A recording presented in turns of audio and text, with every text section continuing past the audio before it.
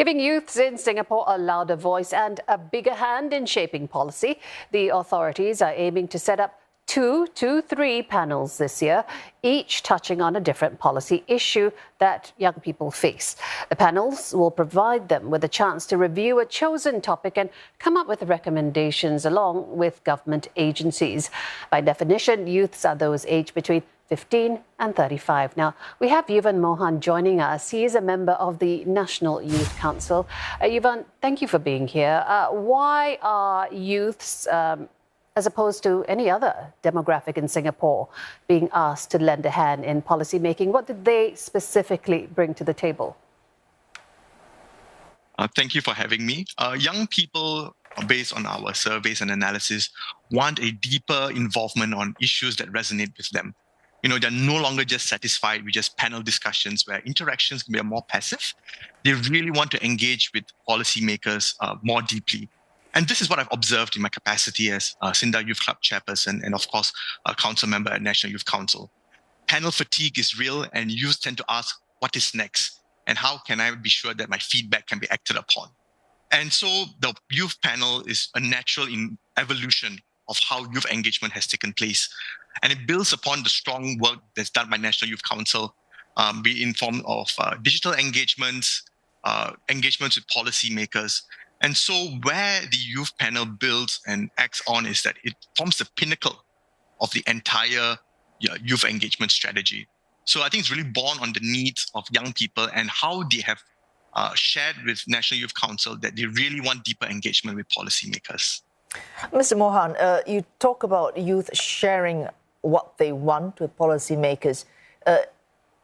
They also, I presume, are going to be more interested in certain issues, as you say, which resonate with them more than other issues.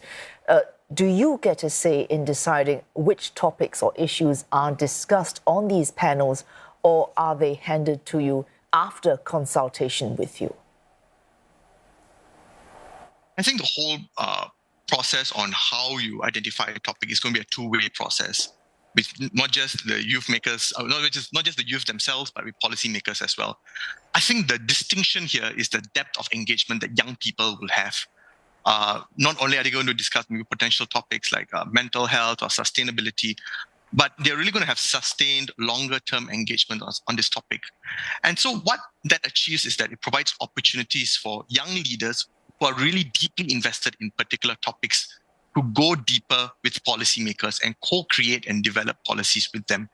It also widens their perspective because policymaking is not easy. You need to manage very complex stakeholders.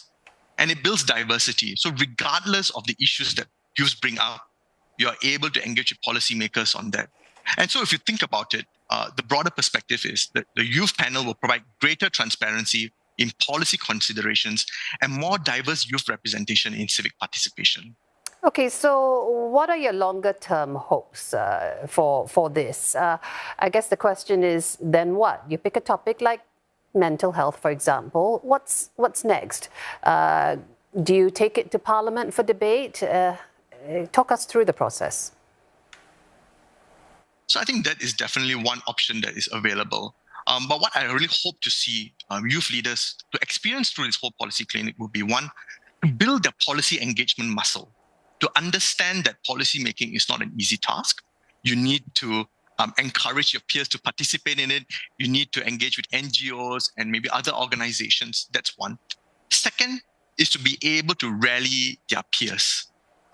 Policies can only help if you're able to understand the ground and the ground supports you in certain policy avenues. I think third is to also appreciate that policymaking is not easy. As I mentioned earlier, it's a complex task.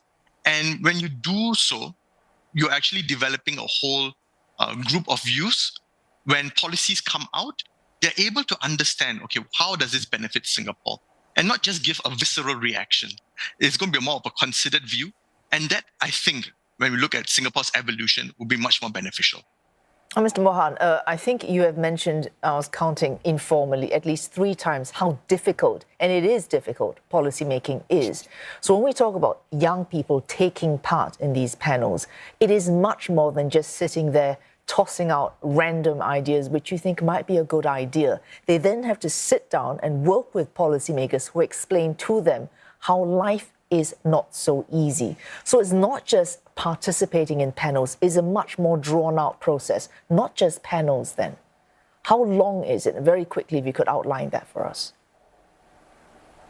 I mean, most definitely it's not for everyone. It's definitely for those who are more invested in it. As I mentioned earlier, National Youth Council has a wide variety and repository of engagement strategies and approaches. So I think this is definitely going to be a multi-year process. And when the youth come in, I think firstly, they need to understand they need to be extremely passionate in their endeavor. Second, they need to stay here for the long haul. And third, they need to have the maturity and the presence of mind, where actually young people do have maturity and presence of mind to really engage with policymakers on this topic. And I think that represents the pinnacle level of engagement compared to maybe more traditional forms of engagement that NYC has been doing thus far. Thank you so much for sharing those insights and advocating for youths there. Yuvan Mohan from the National Youth Council. Thank you.